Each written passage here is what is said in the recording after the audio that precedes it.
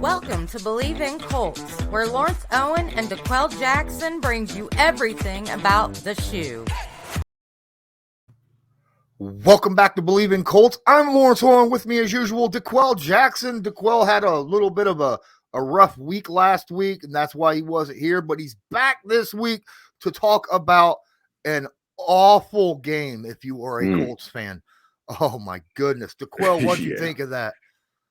How much time do we have? But let's see. It's a devastating way to lose, especially when you start the game in the first 8 minutes of that game. You know, the Colts were able to roll off 2 touchdowns. Michael Pittman had 2 touchdowns off the break. You would get a turnover in the first defensive drive. You think, in my eyes, including everyone else watching that game, this is going to be a blowout, that the Colts were going to get back on track.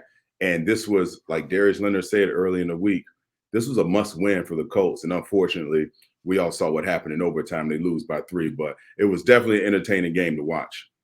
Oh, definitely. And there were multiple times in this game where the Colts could have legitimately just ran away. We were talking earlier that Tyquan Lewis interception. Had he not blown his knee out right there on the return and fumbled it as he was going down, and I can't blame him for fumbling it because something like, you know, the pain hits, you're not thinking about the ball no more, you know? Right. So I can't I can't put the blame on him. But that was a 3rd and long interception. So even if it was a knockdown pass, they were punting, right? They were punting. Yes. They were going to punt. And instead, we got the turnover. We returned it. Probably would have scored somewhere, even a field goal, you know, because of the field position that we had at that point. And instead, because of the fumble, the Titans get the ball back behind the line, the line of scrimmage where they threw the ball at in the first place. But they get a whole fresh set of downs, 1st and 10, where they recover the football. And then, of course, like we're talking about, you know, the next play is in the books. You know, Xavier Rhodes misses that tackle. I mean, come on. And A.J. Brown goes 57 for a tug.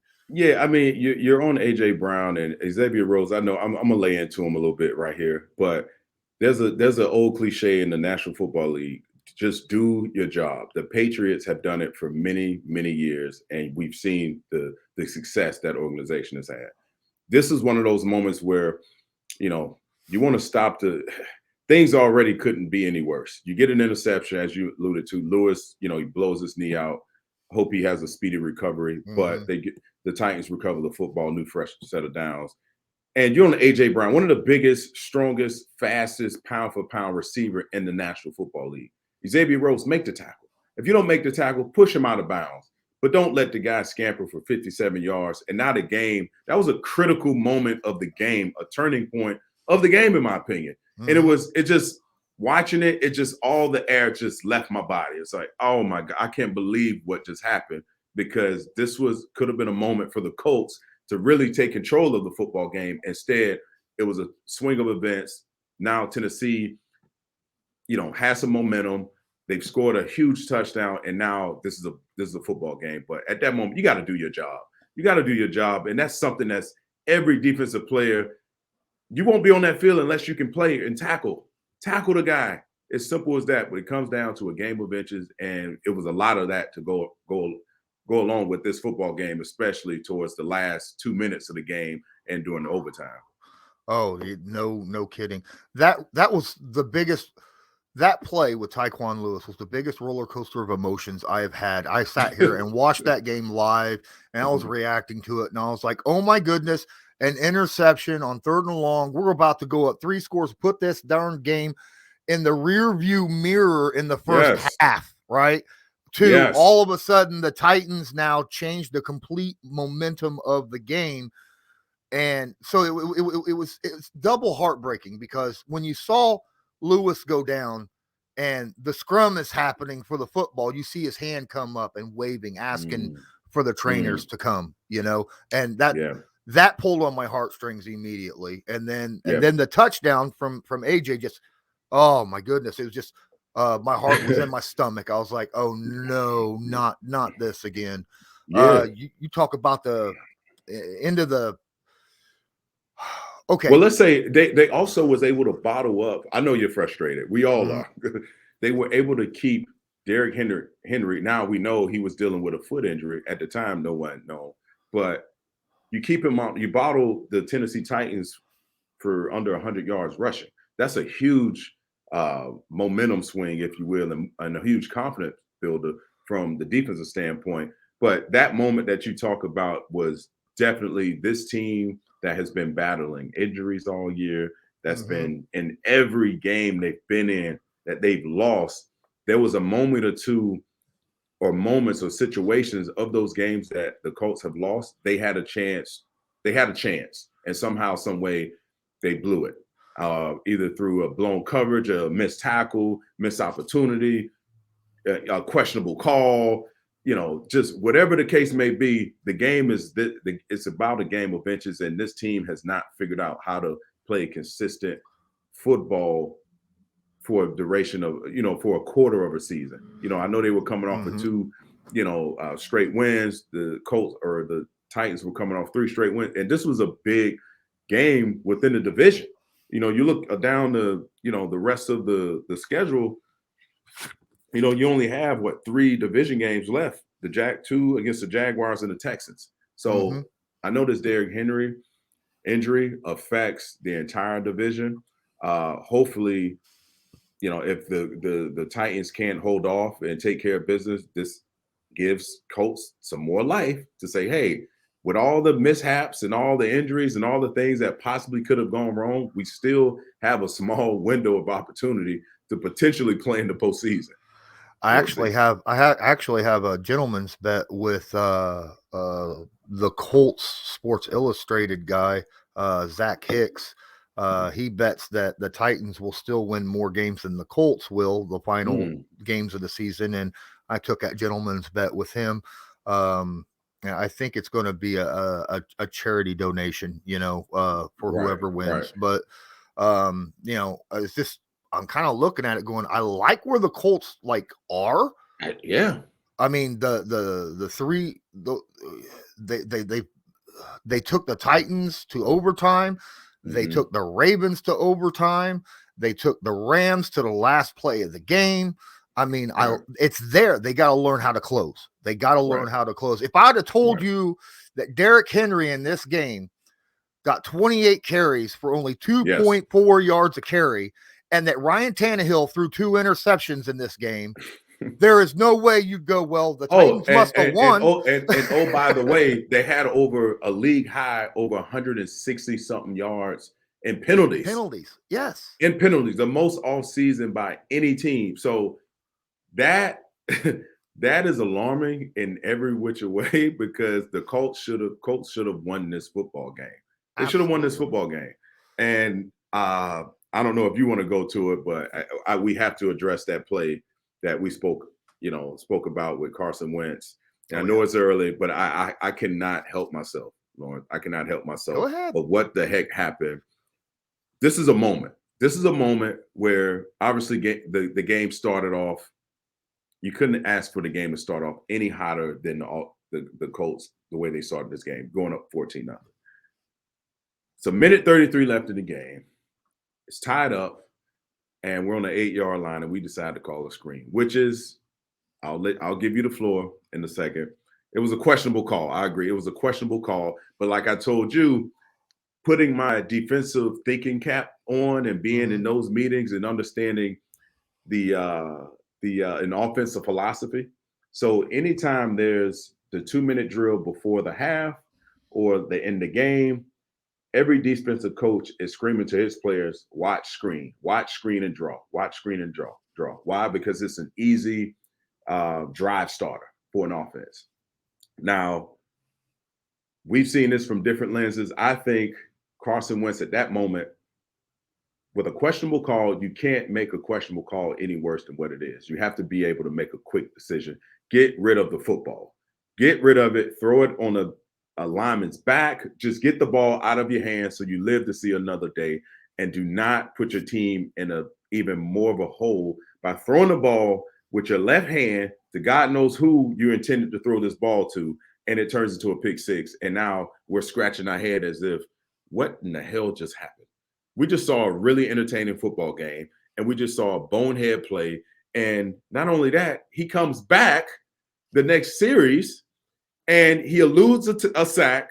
He damn near falls, catches his balance, and able to connect with Michael Pittman for a 38-yard completion, which you go on to, I mean, it was mind-blowing how this game kind of unfolded. And I had to bring it up because I know we talked about it beforehand, and we have to get this conversation started because I know everyone is itching to know what we think about what the hell happened towards the last 2 minutes of this football game. Oh, well, yeah, that screenplay was the most questionable call I have seen all year by Frank Reich.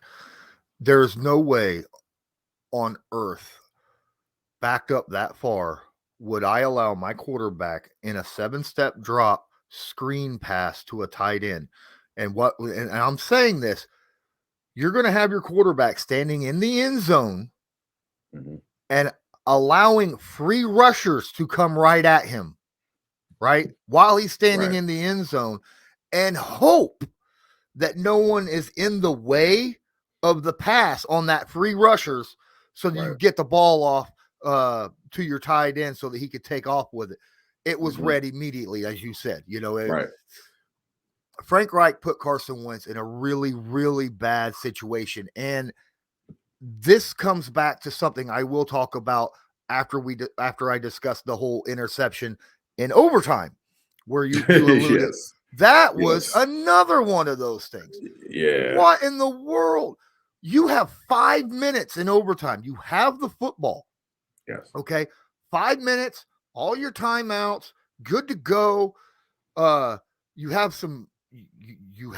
a good little pocket there you're in. Yeah. And it's 1st and 10.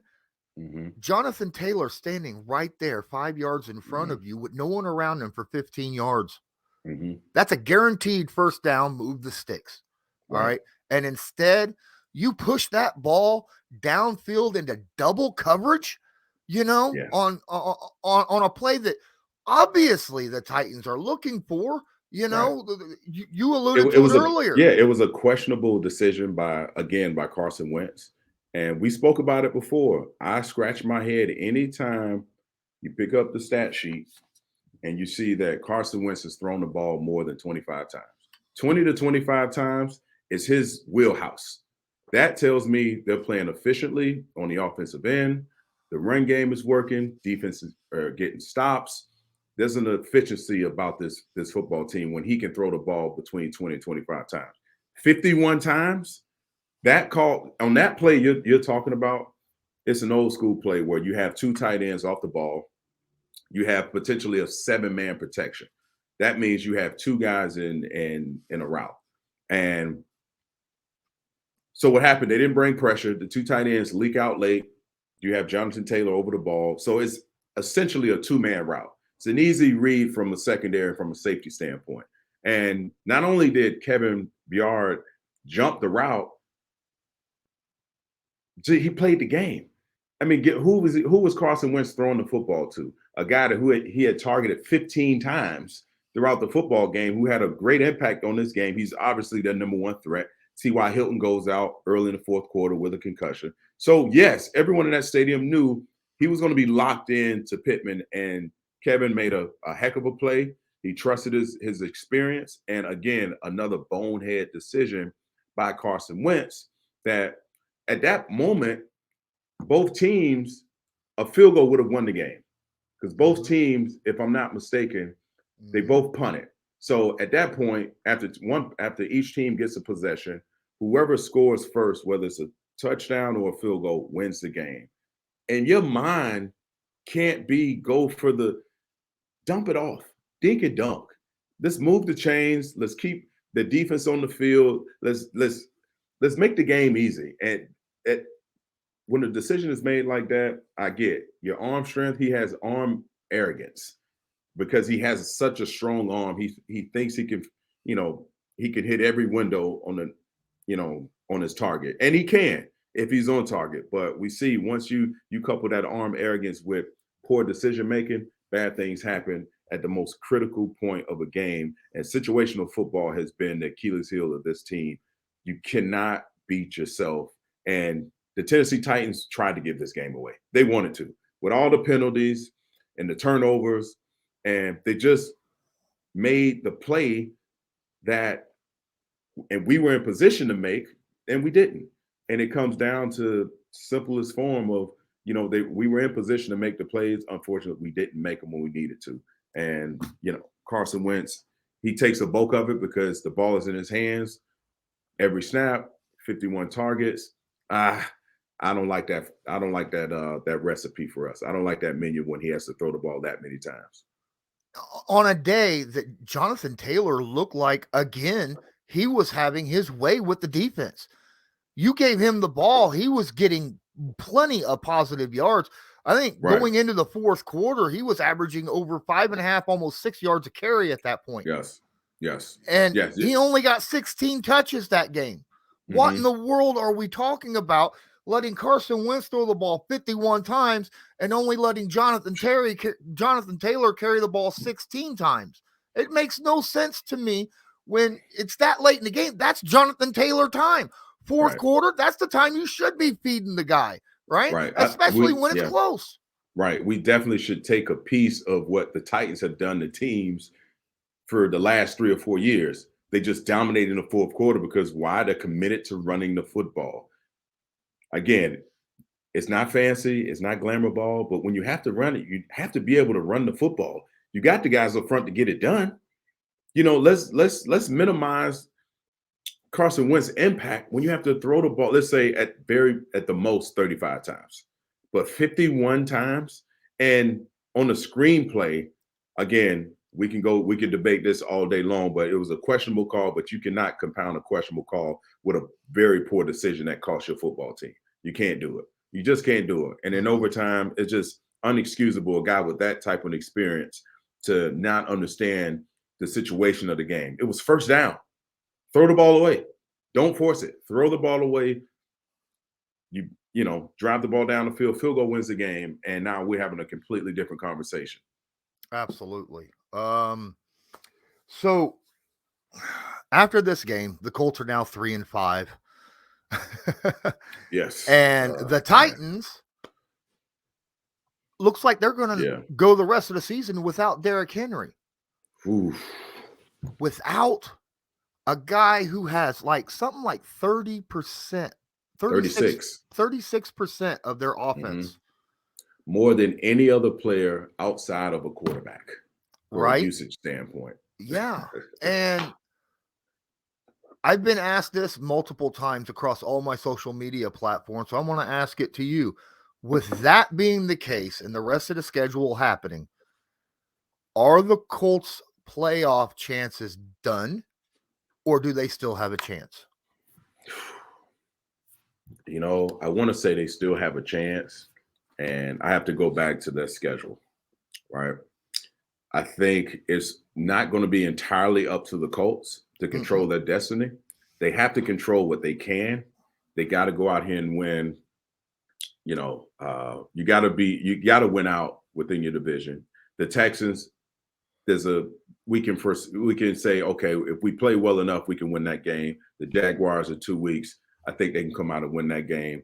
But you look at the schedule, the Bills, the Bucks, the Patriots, Cardinals, and Raiders, those are some tough teams you got to play, and it's going to come down to, I don't believe the Titans will be able to hold off the momentum they've amassed for themselves, because, as you said, Derrick Henry was a huge part of their success running the football.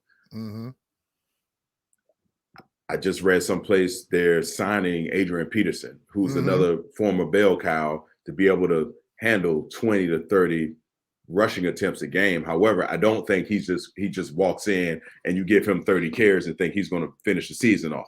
We added one more game this year. So 10 years ago, he could do that. Yes. 10 years ago, I've been a victim of some of his prolific and epic runs. So obviously, I think it's going to take a month or so to get him acclimated. But it's going to be running back by committee for the Titans. And I do think the Colts still have a squeaky chance of sneaking into this playoff race if got teams like Tennessee. The Texans aren't really much of anything this year, and you know, you're gonna have your work cut out, but you have to win. You have to win within the division, and literally every week from here on out is a playoff week. It's a must win. The Colts have to find a way to close games. Have to. I mean, look, straight facts here. I don't want to be a Debbie Downer, but the Colts have yet to beat a team that has more than 2 wins. Right? Yeah, that's just facts. That's who they are. That's what they are. We're getting ready to go in and face the Jets this Thursday, right? Yes. And they've beaten 2 5+ win teams now. Yes. The Jets have beaten 2 5+, and we are 0-3 against 5+ win teams. And we've come close. Yes, but we've lost. And to your point, the Jets just beat a really quality football team in the Bengals. Yeah. And Joe Burrow. So they beat the Titans just a few weeks ago. Yes. Yes. Yeah. Man. Oh, I mean, it just, when you think things can get worse, normally they don't. But in this case, this has been the story of the Colts season this year. Through injuries and not being able to play and close out games. Yeah. And it's going to come back. The good football at this point, teams have figured out, we know who the team's identity is, what their identity is, and they aren't closers right now. Hate to say it, but they just aren't. They come out hot at times. The last 3 or 4 weeks, the offense they've kind of settled in and getting T.Y. Hilton back and getting some guys back. And, Jonathan Taylor had an off week with the 49ers, but he clearly got back on track against the Titans. So we have talent. We just, as a unit, as a group, as a team, we just, for whatever reason, can't close. We can't finish games, and we look lost at times. And it's not like the Indianapolis Colts don't have some really good things to hang their hat on. They have the number 1 DVOA run defense in the NFL. Mm-hmm. Number 1. Mm-hmm. And yes. They proved that against Derrick Henry this past yesterday. Right. They are tied with the Buffalo Bills with the most turnovers in the NFL. They have 18. Yes. Remember Darius Leonard's prediction? Yeah, 40. Of 40? Mm-hmm. Right now, the Colts are on a pace for 37. Okay, I believe they will get it done. Yeah, that's impressive. Now, but we have problems defending the pass at times, right? There's an issue there, and questionable play calls. On the offense, that's something that that has plagued us. And it's not just play calls; it's execution as well. Right there, it is. That's it. That's it. Execution is not being able to execute because coaches have a play sheet. We've talked about this before. End of game, the players and especially the quarterback, you kind of have a feel for what Frank Wright and that staff is going to call in that situation because you practice it every week of those situations.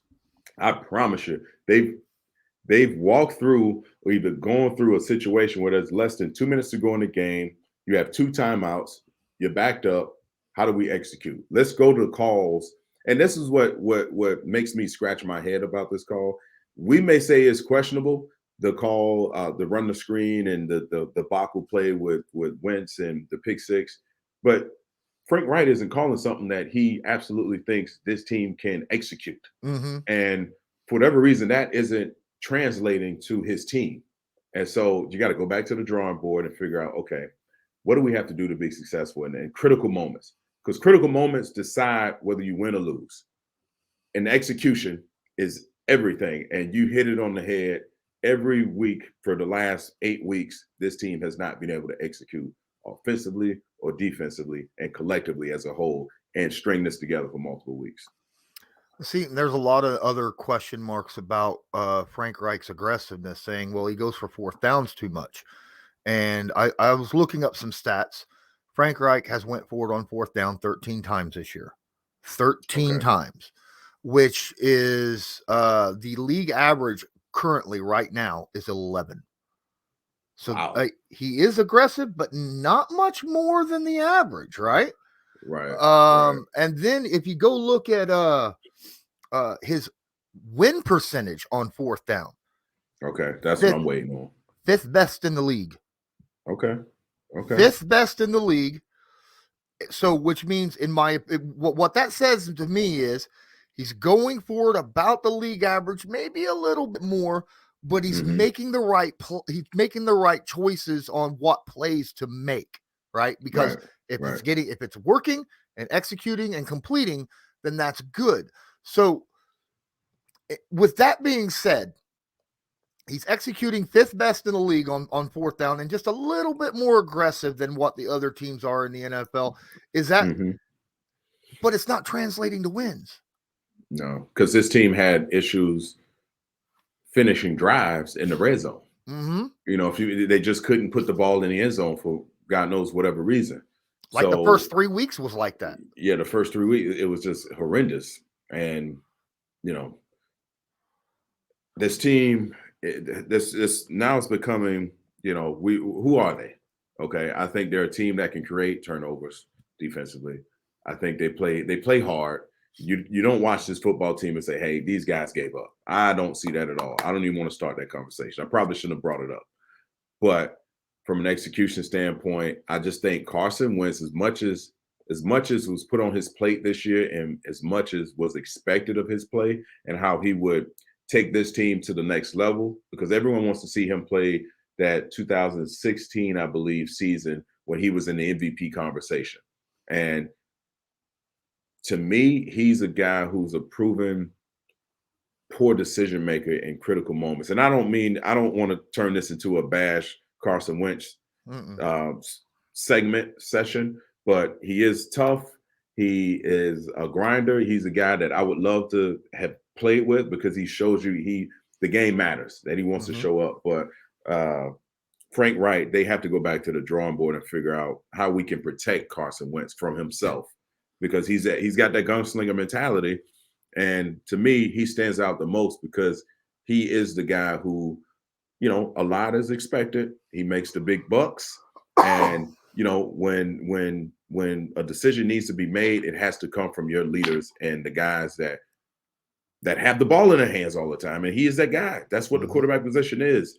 Part of the equation and evaluation of those guys are you a really good decision maker? And I know I'm leaning on that, but that's what it boils down to. If he's making the right decision, then he's going to hold everyone else accountable. There were times where, you know, we would have a big play here, a big run here, and then it gets negated. And, you know, just it's too much inconsistency with this football team. They're consistent at being inconsistent. And that's not a recipe for winning a lot of games in this division. And just to talk about these next few weeks, you have the Jets on Thursday night, you have the Jaguars, and then you get into the, you know, then you have the Bills and the Bucks. I mean, this team is week to week. This team is week to week for me. You know, you brought something up, and it made me think about something else that really hit me with the penalties. Did you realize that there was 2 holding penalties that called back 69 yards rushing from Jonathan Taylor?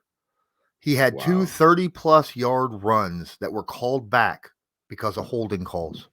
Oh, wow. In that game this past Sunday.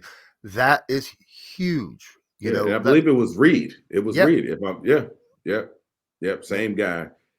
You know, that tells me the guys they're fighting hard. But again, this team at times reminds me of some of the teams I played on in Cleveland, where it was you just couldn't get out of your own way. And when things seem to be going well, and you have some momentum and you have some rhythm on offense, and it's just something takes you back. And whether it be through penalties or dumb poor decisions or questionable play calling, you can't get out of your own way. And you're fortunate. They're fortunate to be in a division that isn't that strong. You know, you got the Texans and the Titans are scratching for wins, just like the Colts are, and you know, but they still have a shot. They still have a chance if things if other teams kind of falter down the stretch. Yeah. But they definitely have to come out with a big performance here coming up on Thursday night against the Jets, who are coming off a huge win in their house. Yeah. Oh, absolutely. And it's a game, like I said, short week for both teams. And the Colts can't take the Jets for lightly. I mean, they've already beaten two good teams, right? Right. Including the team that just beat them. So they gotta walk into this with the mentality of, okay, this is a contending team. We have to handle them, and that's if they lose to the Jets this Thursday, I'm telling you, I'm done. I'm just like, all right, let's go ahead and go for the first round pick. Yeah. Because I would have no more faith in the Colts the rest of the season. I don't think. We talked about this some other time where these young guys who the only guy that's won a ton of games and won meaningful games and knows how to close games.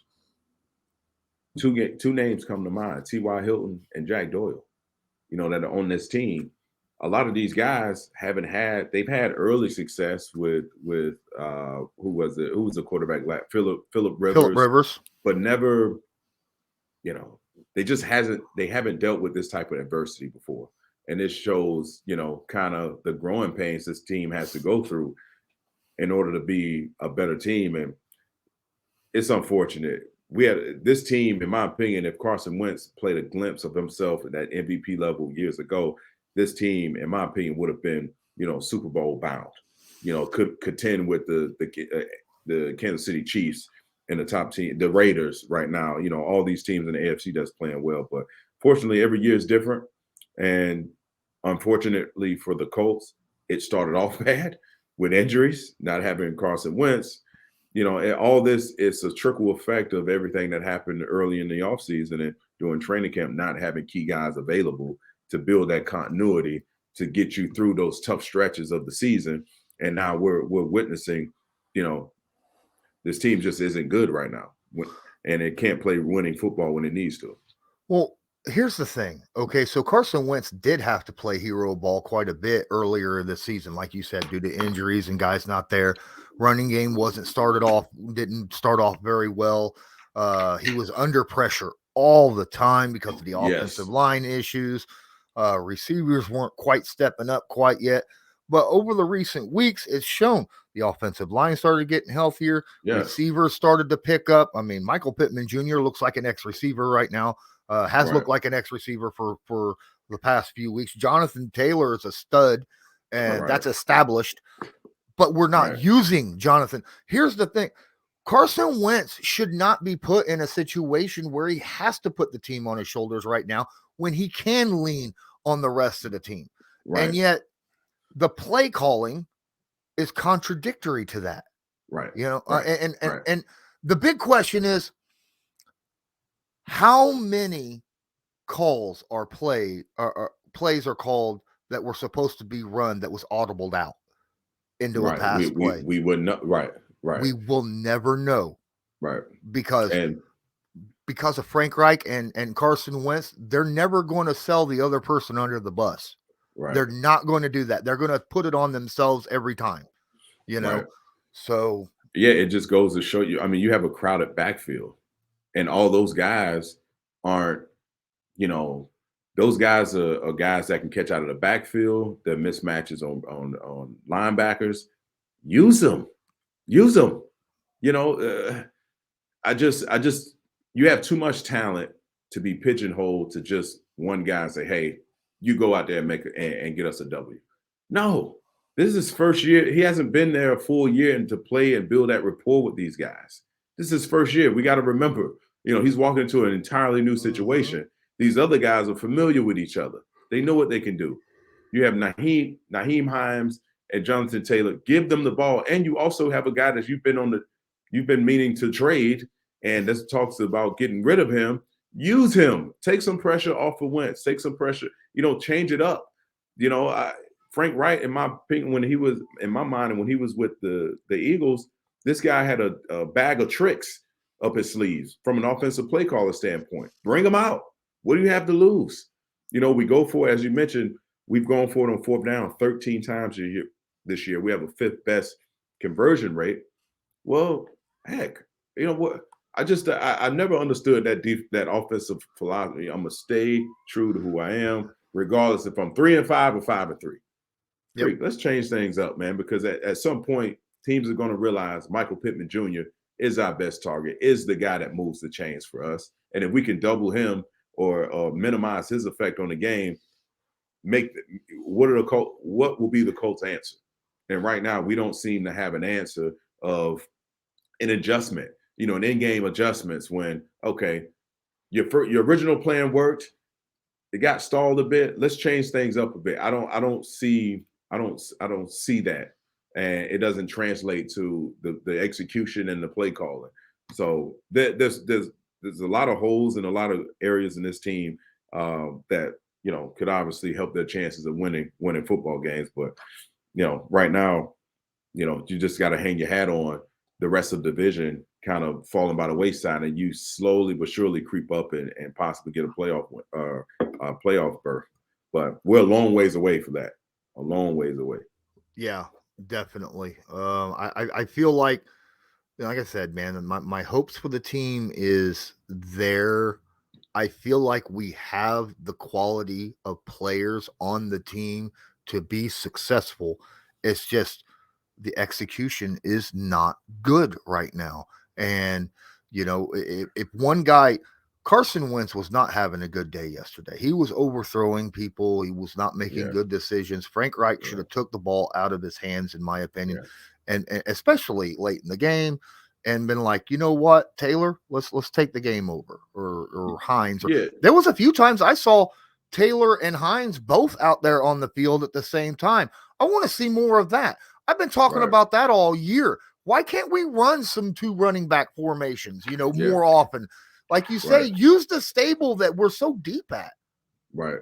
I go back to some units I was on defensively, and I don't know necessarily if it applies to an offense, but whether it was with the Browns or the Colts, anytime we got in a funk where, as we're talking to as a team right now, we're teetering around. We can, string together a handful of wins and we can turn the season around. And I go back to some of the coaches who changed things up. It's like, you know what? We're going to throw out our playbook. We're going to go back to the basics. We're going to simplify things so everyone is executing and everyone is confident in every call that we make from the first quarter to the fourth quarter. And our practices reflected it. It's like, you know what? We're not going to make a call and give you 3 or 4 different adjustments within the call. We're going to have one mass check. We get X. If we get a formation, they come out in empty. We're going to a 2-high concept. If they come out at basically, you can simplify things. So, guys are executing and flying around. And maybe they've done that. Maybe they haven't. But from an offensive standpoint, you have to simplify things to a certain degree. It's like, you know what? If Frank Reich calls a run the play. We're not out of one. This quarter, we're not doing that. We're going to stay committed to even if they drop 9 in the box. Even if they drop 9 in the box, we're going to run this darn thing just so we can see how this thing goes. Yeah, we want to take the ball out of Carson Wentz. We don't want to throw the ball 51 times. I don't think any quarterback wants to throw the ball 51 times and then have a shortened week to play Thursday night. And then you have an extra game so it just doesn't. That recipe, they have to simplify things. They have to get back to the drawing board and make those guys want to go out and play. And anytime I've ever been a part of those teams, man, whether we won or lost, it makes the game a lot less stressful from a mental standpoint and allows those guys to pin their ears back and play ball.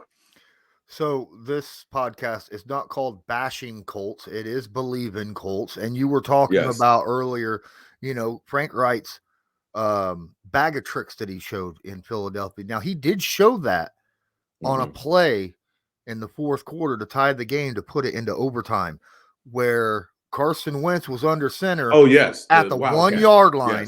Yes. And then Carson Wentz moves off to the right. And then we had the Wildcat formation, direct snap to Naheem Hines, who ran the option read. And it was a run That was a beautifully played, design Yes. call, perfect for the situation. Never seen it before. The Titans had no answer for that. Taylor Right. just walks right on in for the touchdown. Yes, I do remember that. He did pull out the bag of, he pulled from that bag of tricks. And I know coordinators don't like it because it's basically telling everyone we can't do anything else. We got to fool everyone. Who cares? If it moves the chains and if it scores you points, that's all anyone cares about. I don't know any player that said, "Hey, I didn't like running trick plays, even though it worked." Like that's, it's like it's crazy thinking. Like, do it. Who cares? Yep. But again, I do like this. I do like this football team has a shot. And the first 8 weeks had been ideal, but yet they're not completely underwater. They're they're reaching for air right now, but somehow, this Jets, you got to go out and win this football game, because if you don't, teams, I wouldn't be surprised. And I'm not going to say this first, but you're going to start to question, the head coach, and certain coordinators, and you don't want to start that conversation, because that only just that, more wood. It's too early in the season. And when that happens, then your team is distracted and you're answering questions about it throughout the week. And now you really can't go out and execute because your mind is focused on someone's job security. Yeah. This is a game that I feel like is very similar to when we was talking about going into the Titans game. This is a game this Thursday against the Jets. They just can't go out there and win it. They have to win it in a very convincing fashion. Just to get their spirits back up as a team. You know what I mean? To feel that walk out of that game and have a positive energy, because after this game, what just happened, there is no doubt, even though it was at home, when they went home after the game, their heads was down, that even today, I'm sure that they're all up in their own heads right now going, Oh, man. Can you imagine? This is the film study day. Yeah. This is the day you go in and you're grading every play, and it's gotta, to know that it was such a close football game, and you're very familiar with the opponent that you lost to, and to lose it in the fashion that you did, and to go back and watch it, you're very close. It's going to be encouraging for the guys in the locker room, because you know what? We have next week. We got a ton of football to play. If you're in the right mental state and you have great leaders in place, you take this and you say, you know what? We're close. We're not. We should have been a lot closer. We should have this corrected, but we don't. But we're very freaking close. And we almost beat a really good football team. And that should carry you over to this shortened week where you go out. I completely agree with you. You can't go out and win this game by a field goal. No. You got to go out and stake your claim, and you got to make it unconvincingly that you're the better football team on the field. And guess what? It's in front of a national audience. Everyone's watching. And how well are you going to be able to bounce back from a devastating loss in overtime? Are you going to have your legs? Are you going to be mentally prepared to start the game? So there's a ton of question marks that now, with a 3-5 record, my eyes go to, because I've been in those situations before, I'm going to preparedness. I want to watch the game and see, you know what, are these guys prepared? Are the coaches do they still carry that same energy they had and the same hopes they had beginning of the season as they have now? And the preparedness is going to tell me everything about this coaching staff, whether or not, they're getting these guys ready and prepared to play. And, from a veteran looking at it, I was like, that is very important right now. Your leadership, the tone, your message throughout the week is very important right now moving forward. Absolutely. And my reputation's at stake here, Colts. I'm just letting you know this, because last week I was talking about how the NFL should be fined for allowing the New York Jets to have a Thursday night football game. And if we lose to them, all right, if we lose to them, that's going to make me look really, really bad. So you need to go out there and put the hammer down, all right? Right.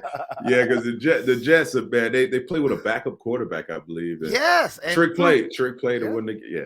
Oh my God. Yeah, this is, the Jets have become, they can't figure it out. Let's say that. And I don't care with your remaining teams that you're playing, you cannot lose to the New York Jets. You cannot. You cannot. If you think you have a shot in the win, you cannot lose to the Jets and go out and play a game that you played the week before and almost beat a quality, opponent and go out and stink the joint up against the Jets, because no one will give you a shot after that. That to me will become a toxic situation in the locker room. And this is, again, they're teetering around that gray area where if you go out and lose and you're 3-5, 3-6, a lot of young guys in that team, they're going to start getting selfish. They're going to start saying, you know what, forget the team. I'm going to go out here and make a play for myself, because, again, all eyes are watching our games. And at the end of the season, if I'm a borderline guy, a free agent guy, hey, I got to make myself look good on tape. And that's where you start to see the disconnect from within. And I've lived it. I've been through it a ton of my life, and I know the signs of it, man. I can spot it a mile away. So I'm just I worry about that. But again, the Colts have the team to be able to go out and compete every week and compete at a high level. Again, it goes back to the point you made: execution, simplifying the game plan, making sure every guy understands the calls, so you minimize your mental errors. So there's no blown calls, and you really have to take extra time now as a unit, as a team. Carson Wentz has to get those guys together. Darius Leonard has to get those guys together, go out and play with that and practice that same energy, because everyone's watching the leaders on this football team. Everyone's watching you. Front office, coaches, but more importantly, your peers that you're playing with. All right, Colts. You and the coaches and the players and Ursay and everybody, you need to be hearing what we're saying. I know you probably ain't, but at the same time, you need to be go out there and practice on the simple stuff. Make sure your execution, understand the game plan, understand the guys around you. Don't worry about making the big plays downfield. Make sure that when the ball's thrown at you, you watch it go into your hands. If you need to make a block, make sure that you're making the block and not putting your hands in a position to where the refs might end up, oh, I see that jersey pull. If you're out there making a tackle along the sideline, make sure you get him out of bounds rather than just kind of push and then watch him go 57 yards down the field. That's embarrassing. Simple little things. Just go out there and execute the simple stuff, and you have a shot at winning. That's all you need to do. At least that's how I feel about it. Yeah. The game is simple. Just go out and do your job. Don't do anything that's unexpected of you. Go out there and do your job and make the plays that come to you. If you do that, you give yourself a great chance of winning a football game. But let me ask you this: I should have said this before we got into the thick of it. But how was your Halloween? I sat here. I sat here in my home after the game was over and kind of sulked for a few hours. Okay. Kind of recovering from the football game. Went outside, kind of mingled with the kids as they were walking around, but there wasn't a lot of children in my neighborhood. And then my sister-in-law came over and we hung out and we talked. And I mean, earlier in the day, it was not very good because the Colts lost, but later in the evening, it got a little bit better, So how was yours? Yeah, it was. I mean, my wife and I, we always dress up, man. We find something to, again, it wasn't many children running around the neighborhood because of COVID. It kind of changed some things, but we did have a chance to go to a friend's house that lives in Virginia, and they have a huge street blocked off, and you're able to experience Halloween for what it is, and that was good. My son enjoyed that, but again, but my wife and I, we love to dress up. I gave a tribute to DMX and the Rough Riders. I was DMX, Nice. and my son and wife were members of the Rough Riders, so we had fun with that. But I want pictures of that, man. That'd be awesome. it's on the Instagram too, man. Awesome. We always have. One year we were loving basketball, and one year I was Michael Jackson with the curly hair and the red. You know, we have fun with it. We enjoy Halloween, but I had to say that because we spoke before we started taping. I was like, man, you know, how was your thing? How was your Halloween? So yeah, got that past us. I seen the decorations you got sitting there behind. Oh yeah, oh yeah. So I'm in full spirit, baby. All right. Well, the rest of the holidays this season are rolling around, so hopefully everybody out there that's listening or watching this has a great last 2 months of the year, because we all know how holidays are with some people. Some people it's great, some people it reminds them of bad stuff, you know. Right. So hopefully everybody has a great happy holidays. Yes, yeah, absolutely. This is definitely a month of thanks. You know, be thankful and blessed of what you have. Don't worry about what you don't have. And if we can, you know, extend our hand and help others, do it. Why not? You know, we're going to do something for my little son and his little friends. They're going to give out turkeys and to families in need, just so they understand, you know, we're blessed to be in a position we're in, and we're going to see if we can bless others as much as we can. So it's very important this month to reach out, help someone, and just appreciate all the good things that's happened to you. And if you can, spread the love and spread the wealth if you can. Real quick before we get out of here, I just want to shout out the Backroom Collection. I am myself one of their spokespersons. You can actually go to their place where they have a lot of really good canvas stuff. I don't know. Did you ever get in contact with them? I didn't, but I plan on doing it. Okay. They have some really cool drawings, and they do a really good job. Yeah, definitely. And they also have mini helmets and signed mini helmets, and they do special stuff. They do special orders and things of that nature. This DeForest Buckner one that I just showed you, which if you're listening to the podcast, didn't see a darn thing, but trust me, it looks really nice. It's really nice. Yeah, you can order that on at the backroomcollection.net, and don't forget to use the discount code CL10. That'll help get you a little bit of extra discount there. So that's my personal discount code. Any last words, D'Qwell? You know what? Only last words I have is, you know, we're gonna still believe in these Colts. You know, we're ride or dies, and I tell you what, if those guys need anything, they definitely need the fans to show up and show support and keep screaming loud at that stadium to get those guys over the hump, because they need it. They all want to win, regardless of the pitfalls they're going through right now and the poor decisions and all the other stuff that we talked about.